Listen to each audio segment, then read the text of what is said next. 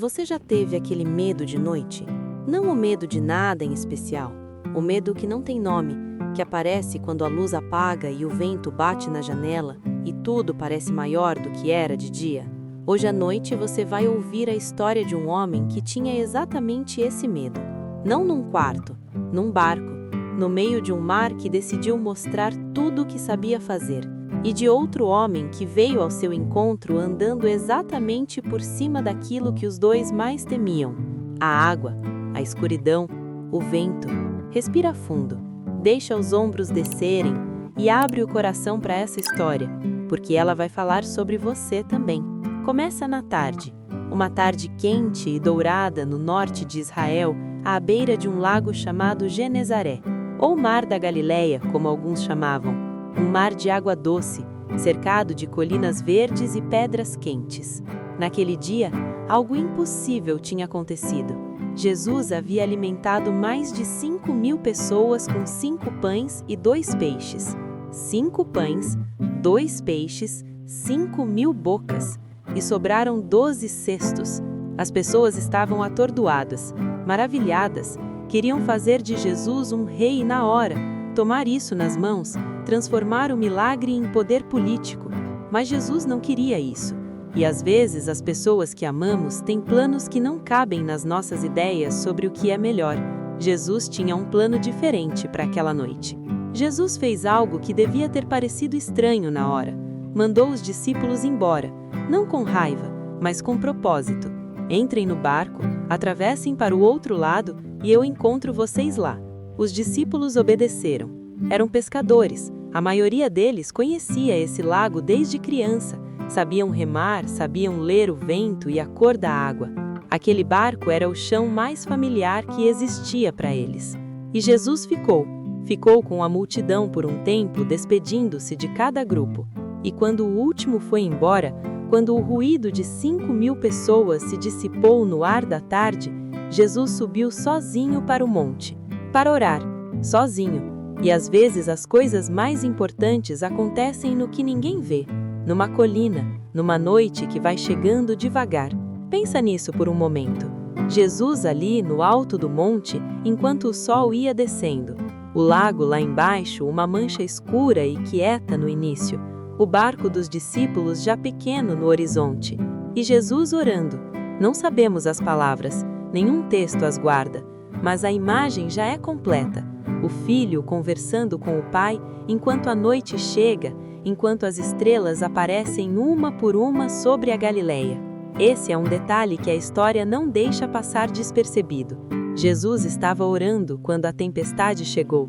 Estava com o pai, quando os discípulos estavam com o medo. Ele sabia, ele sempre sabe. E o mar começou a mudar.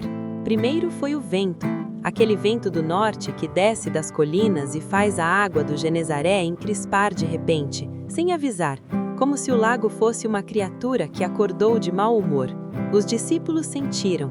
Pescadores sentem essas coisas na pele, na pressão do remo, no jeito que o barco começa a responder diferente, no som que o vento muda de tom quando passa a ser sério.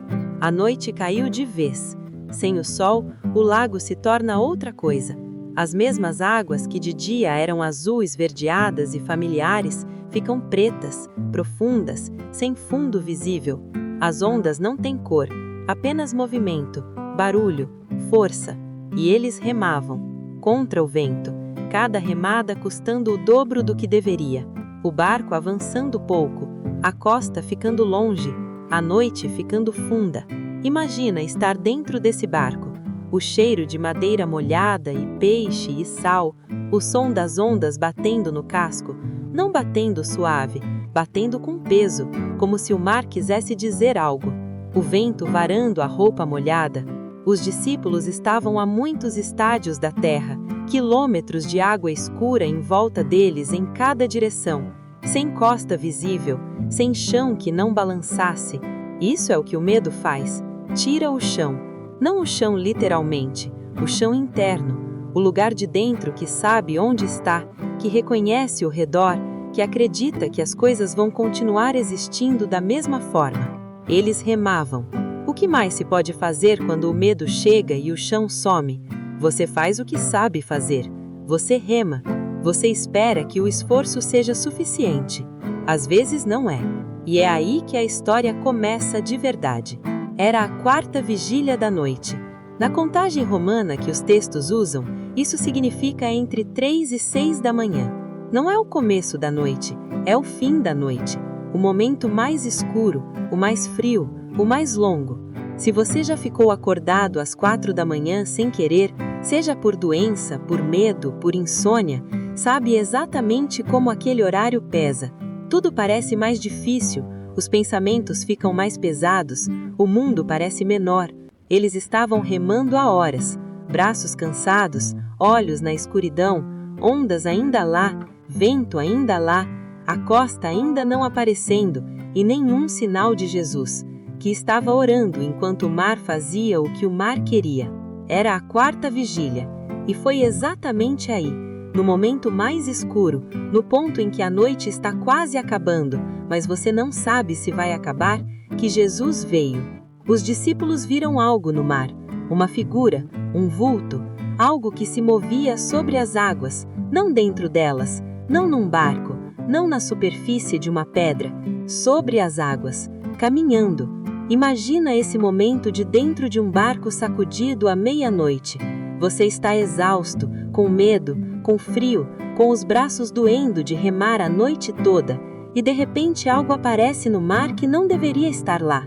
A silhueta de um homem, caminhando sobre as ondas, que estão quebrando seu barco, vindo em direção a vocês, lento, constante, como se o mar fosse chão firme, e eles gritaram, porque a primeira explicação que o cérebro humano encontra quando vê o impossível acontecendo não é milagre, é fantasma, e o grito deles atravessou o vento da Galileia naquela madrugada. O texto diz que eles ficaram perturbados. Essa é uma palavra branda para o que provavelmente aconteceu dentro daquele barco. O medo de algo inexplicável se somando ao medo da tempestade, se somando ao cansaço, se somando à escuridão. Medo sobre medo sobre medo. Você já sentiu isso? Quando uma coisa difícil já está acontecendo e aí vem outra, diferente, que não se parece com nada que você já viveu antes? Os discípulos, pescadores experientes, homens que conheciam esse lago desde crianças, estavam com medo. Não havia vergonha nisso. O medo é honesto. O medo diz: existe algo aqui maior do que eu. E o que veio depois da perturbação, depois do grito, depois de tudo isso, veio uma voz. Pelo vento, pelo barulho das ondas, pelo grito deles que ainda estava soando no ar, veio uma voz. 3 palavras, que em português ficam assim: sou eu, não temais. Sou eu. Não uma apresentação elaborada, não uma explicação longa de como era possível alguém caminhar sobre as águas, não uma justificativa, apenas: sou eu, e tenham coragem, não temais. Pensa no peso dessas palavras chegando para pessoas que estavam com medo de um fantasma no meio de uma tempestade. A voz que dissipa o inexplicável, não com argumento, com presença, com identidade, com o simples fato de ser quem é. Sou eu. E às vezes isso é tudo o que precisamos ouvir. Não uma resposta para cada pergunta, não um mapa do que vem a seguir. Apenas: sou eu, estou aqui, não temais. E Pedro, porque era Pedro, abriu a boca. Pedro era sempre o primeiro a falar, primeiro a se comprometer, primeiro a se lançar para dentro do que ainda não entendia completamente. E ele disse: Senhor, se és tu, manda-me ir ter contigo sobre as águas. Se és tu, não quando eu tiver certeza, não quando a tempestade parar. Se és tu, essa voz que eu reconheço, me manda vir. Tem algo corajoso e também levemente insano nesse pedido. O mar está bravo, o barco está sacudindo, os outros discípulos estão sentados olhando, e Pedro diz: quero ir para onde você está, mesmo que seja no lugar impossível. Existe algo em nós que entende Pedro nesse momento. Existe algo que prefere o impossível do lado de quem amamos ao possível longe demais. Existe algo que vê Jesus caminhando sobre o que nos afunda e diz: quero ir também. Jesus disse uma palavra, vem. Não um discurso, não uma lista de condições, não um aviso de que era perigoso ou de que Pedro deveria pensar melhor, apenas vem. E Pedro desceu do barco, colocou um pé fora da borda, aquele momento em que você ainda tem as duas opções na mão, quando ainda dá para voltar, quando a decisão está sendo tomada, mas ainda não foi completada. E então o outro pé, e o barco ficou para trás. E havia água sobre os pés de Pedro, a mesma água que estava quebrando o barco, a mesma água que estava negra e funda e cheia de vento. E Pedro ficou em pé, sobre o mar, a quarta vigília da noite, no meio de uma tempestade, sobre as águas, porque uma voz tinha dito: vem. Imagina esse momento, Pedro em pé sobre as ondas, os outros discípulos dentro do barco olhando, o vento ainda soprando, as ondas ainda se movendo sobre os pés dele, e Jesus à frente. Quanto tempo durou isso? O texto não diz, mas diz que Pedro andou sobre as águas, plural, passos. Não um passo e caiu, andou, moveu-se na direção de Jesus sobre o que não deveria sustentar ninguém. Qual era o segredo? O texto sugere a resposta no que acontece logo depois. Pedro estava olhando para Jesus, e enquanto olhava para Jesus, o mar era chão, o impossível era possível, a tempestade existia, mas não era o que importava. Existe uma lei silenciosa nessa história que vai muito além do mar. O que você olha determina o que você consegue atravessar. E Pedro, naqueles primeiros passos, estava olhando para o lugar certo. Pedro caminhando sobre o mar, esse é um dos momentos mais extraordinários de todo o Novo Testamento, não apenas porque desafia a física, mas porque revela algo sobre a fé que nenhuma explicação consegue comunicar tão bem. A fé não é certeza absoluta. A fé não é ausência de vento. A fé não é um mar calmo. A fé é Pedro em pé sobre as ondas, porque uma voz disse: vem, e ele foi. A fé age antes de entender. A fé coloca o pé fora do barco antes ainda de decidir. A fé anda sobre o que não deveria sustentar, não porque não tem medo, mas porque confia mais em quem chamou do que no que está sobre os pés. E Pedro andava, e Jesus estava ali, e o mar, aquele mar preto e ventoso e fundo da quarta vigília da noite, era chão sob os pés de um pescador da Galileia que acreditou numa palavra de uma sílaba. E então Pedro olhou para o vento. O texto diz assim: vendo o vento forte, teve medo. Não é que o vento ficou mais forte, talvez ele estivesse igual o tempo todo. O que mudou foi o olhar de Pedro. Ele tirou os olhos de Jesus e colocou os olhos no vento, no mar, nas ondas, em tudo aquilo que estava ali antes dele sair do barco, que estava ali durante cada passo, mas que agora, olhado diretamente, cresceu. O medo funciona assim. Quando você olha para ele diretamente, sem a âncora de algo maior, ele ocupa o espaço todo, não porque ficou maior, porque tomou o lugar do que deveria estar no centro do campo de visão. Pedro olhou para o vento, e o mar parou de ser chão, e as ondas começaram a engoli-lo, e ele começou a afundar, devagar, depois mais rápido, naquele mesmo mar que tinha acabado de atravessar andando. E Pedro gritou, 3 palavras, em grego também 3, Kyrie, soson me, Senhor, salva-me. Não uma oração longa, não uma explicação do que aconteceu ou uma promessa de que da próxima vez ia ser melhor, apenas, Senhor, salva, eu. Tem uma honestidade brutal nessa oração. Pedro não tenta nadar, Pedro não tenta voltar para o barco sozinho. Pedro não finge que consegue resolver o que aconteceu com os próprios meios. Pedro chama quem pode. E é assim, afundando, molhado, com a boca provando o sal do mar de Galileia, com as mãos tentando segurar algo que não tem nada para segurar, que Pedro faz a oração mais curta e mais completa da história. Senhor, salva-me. Kyrie, sossome. 2 sílabas para o nome, uma para o pedido, uma para si mesmo. Isso é tudo. Às vezes é tudo que conseguimos.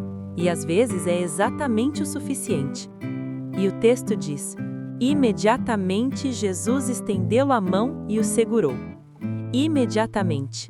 Essa palavra não está lá por acaso. Ela diz algo sobre o caráter de quem estende a mão.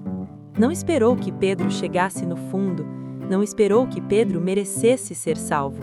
Imediatamente. A mão de Jesus alcançando Pedro no momento do afundamento. Não depois. Não quando melhorou. No momento. No fundo. Na 4ª vigília, no meio do vento e das ondas e do medo que tirou os olhos do lugar certo. E Jesus disse: homem de pequena fé, por que duvidaste? Não disse sem fé, disse pequena fé. Pedro tinha fé suficiente para sair do barco, tinha fé suficiente para andar sobre as águas. A fé que teve foi real, apenas ficou pequena quando o vento ficou grande no campo de visão. Mas a mão estava lá antes de qualquer resposta. A mão estava lá antes que Pedro terminasse de entender o que tinha acontecido. A mão estava lá, estendida, segurando, porque é assim que funciona a graça, imediatamente. Jesus e Pedro voltaram ao barco. A cena é quase doméstica depois de tudo que aconteceu. 2 homens subindo de volta para dentro do barco, molhados, o mar ainda agitado, os outros discípulos em silêncio olhando. E quando eles entraram no barco, o texto diz: o vento cessou, parou. O mesmo vento que tinha estado soprando a noite toda, que tinha curvado os mastros e feito os remos pesarem o dobro, que tinha tirado os olhos de Pedro do lugar certo, parou.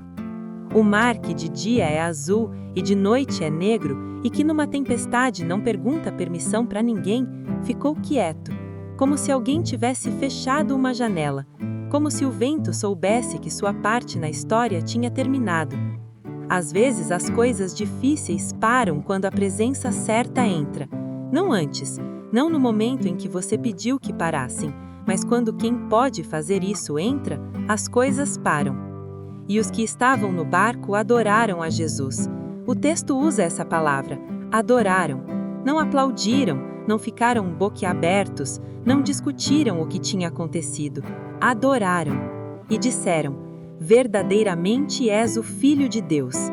Essa é uma das declarações mais claras dos discípulos nos evangelhos, não porque ouviram um sermão, porque viram alguém caminhar sobre as águas e estender a mão para salvar quem afundava às 4 da manhã. A adoração que nasce do testemunho é diferente da adoração que nasce só do aprendizado. Eles viram, eles sentiram, eles estavam molhados e com frio, e com os braços doendo de remar a noite toda, e adoraram. Às vezes, a prova mais clara de quem Deus é chega exatamente nas noites em que mais precisamos dessa prova. Não numa explicação, numa mão estendida, não num sermão, num vento que para. O que aconteceu com Pedro? Não afundou até o fim, não foi engolido pelo mar, não precisou nadar de volta para o barco com vergonha. Foi salvo, com uma mão, imediatamente, antes de completar o afundamento. Mas ele também andou sobre as águas. Isso fica. Independente do que aconteceu depois, antes disso, Pedro andou, pisou em ondas, deu passos sobre o que não deveria sustentar ninguém, e sustentou. A história de Pedro naquela noite não é a história de uma falha, é a história de alguém que foi ao único lugar do mundo onde nenhum outro discípulo foi naquela madrugada, fora do barco, sobre o mar, na direção de Jesus. Ele foi, ele afundou, ele foi salvo, e quando o sol nasceu sobre a Galileia naquela manhã, Pedro era o único homem no mundo que sabia exatamente como a superfície do mar sente sobre os pés. Quem é aquele que caminha sobre as águas? Quem chama pescadores para fora dos barcos no meio de tempestades? Quem estende a mão imediatamente antes que alguém chegue no fundo? O texto diz: sou eu. Em grego, ego emi. Eu sou. São as mesmas palavras que Deus usou quando Moisés perguntou o nome dele no deserto. Eu sou o que sou. A apresentação mais simples e mais completa que existe. Não precisa de título, não precisa de explicação. Sou eu. Aquele que criou o mar caminha sobre ele porque o mar lhe pertence. Aquele que sustenta tudo, sustenta também um pescador afundando às 4 da manhã. Não é magia, é caráter, é quem ele é. E esse é o mesmo que diz a você, atravessando o que está atravessando agora, com o vento que está soprando agora, com os braços cansados de remar agora, sou eu. Estou aqui, não temais. Talvez você tenha um medo assim, não de mar, talvez de escuro, de ficar doente, de perder alguém, de algo que não consegue nem nomear direito, mas que aparece quando a luz apaga e o vento bate na janela. O medo é honesto. O medo diz que você sabe que existem coisas maiores do que você. E isso é verdade, existem. Mas a história de Pedro diz algo sobre o que acontece quando o maior de todos fica entre você e o que te afunda. Pedro tirou os olhos de Jesus e olhou para o vento, e afundou. Não porque o vento ficou maior, porque o campo de visão mudou. Às vezes, o que nos afunda não é o tamanho do problema, é o que colocamos no centro do que estamos vendo. E quando Pedro chamou, 3 palavras no fundo, afundando, a mão estava indo, imediatamente, antes do barco, antes de secar, antes do amanhecer, no momento. Você também tem um mar assim. Todo mundo tem. O mar pode ser uma semana difícil na escola, uma briga em casa que ainda não foi resolvida, um medo que aparece nas horas erradas, uma coisa que você tenta fazer e não consegue, e tenta de novo e ainda não consegue. E às vezes você rema contra o vento a noite toda, faz o que sabe fazer, vai em frente, e a costa não aparece, e os braços cansam, e a noite fica funda, e você começa a pensar que vai remar para sempre contra o mesmo vento. É exatamente nessa hora, na 4ª vigília da noite da sua história, que a figura aparece. Não quando você está descansado e seguro e de dia com o sol quente. Na hora mais escura, quando você menos espera e mais precisa. E a voz chega: sou eu, não temais. E se você gritou salva-me de dentro do seu mar, a mão está caminhando na sua direção, imediatamente. A mão de Jesus alcançou Pedro no momento do afundamento, não depois do afundamento, não depois que Pedro nadou de volta sozinho. No momento, enquanto ainda estava descendo, enquanto o mar ainda estava ganhando. Essa é uma das imagens mais importantes de toda a Bíblia. A mão estendida, imediatamente, no momento. Não tarde demais, porque para quem ama de verdade, nunca é tarde demais no sentido que importa. Deus não chega depois que você se afogou. Deus não espera que você resolva sozinho para confirmar que merece ser salvo. A mão vem antes do fundo, vem no meio do afundamento, vem exatamente quando o grito saiu. E talvez você já tenha gritado esse grito, num quarto às 3 da manhã, num momento que ninguém mais estava vendo. Senhor, salva-me! E a mão estava indo antes de você terminar de gritar. Pode ser que hoje tenha sido difícil, pode ser que você remou contra um vento que ninguém mais viu. Pode ser que a costa não apareceu como você queria e os braços estão pesados e a noite chegou com mais coisas dentro dela do que você esperava. A mesma presença que caminhou sobre o mar da Galileia às 4 da manhã está aqui agora, no seu quarto, no escuro que talvez ainda assuste um pouco, no silêncio depois que tudo acalma. Não é uma promessa de que os ventos vão parar antes de você dormir. É a promessa de que você não está no barco sozinho. Que quando a figura aparecer no seu mar, e vai aparecer, a voz vai ser essa: sou eu, não temais. Você pode fechar os olhos agora. O mar está nas mãos de quem caminhou sobre ele. E essas mãos, as mesmas que alcançaram Pedro no momento do afundamento, estão aqui. Pedro saiu do barco. Isso importa para sempre. 11 ficaram dentro. Um saiu. E mesmo que tenha afundado, mesmo que tenha precisado da mão, Pedro conheceu o mar de um jeito que nenhum outro discípulo conheceu naquela noite. Existe algo que só se aprende fora do barco, sobre quem você é, sobre quem ele é, sobre como a fé funciona quando o chão some e o vento está bravo, e a única coisa firme é uma voz que diz: vem. Boa noite. O mar que você está atravessando, ele conhece. A mão que alcançou Pedro às 4 da manhã sobre as águas da Galileia, ela está aqui. Você não está sozinho.